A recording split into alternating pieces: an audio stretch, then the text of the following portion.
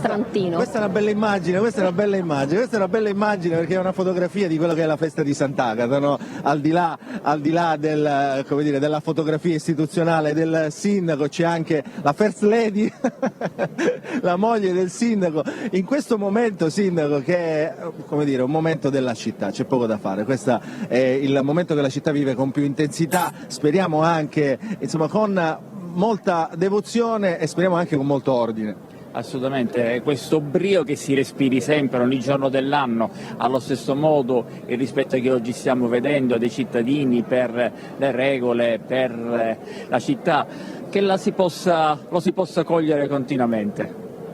Possiamo io la voglio intervistare la moglie, la parte migliore della famiglia, insomma, questo lo dice lei, sì, non mi prendo la responsabilità. È bello, no? Insomma, vederla dentro questa festa. Bellissimo, assolutamente, ma poi io è una festa che ho sempre seguito negli anni, amo la messa dell'Aurora, quindi parteciparla così presente, insomma, in tutte le sue manifestazioni, alcune non le conoscevo, quindi per me è bellissimo e c'è un entusiasmo che si respira da parte di tutti che coinvolge, molto coinvolgente. Allora sindaco, ci vediamo dopo, anche perché ha scelto di non salire quest'anno sulla carrozza del Senato, perché questa scelta? Assolutamente, perché desidero che la gente percepisca che non sono il primo cittadino, ma sono uno di loro, quindi desidero che la gente mi veda sulla strada assieme a loro per avvicinare un poco i cittadini alle istituzioni, perché per troppo tempo si è percepito una distanza che vorrei invece venisse allentata.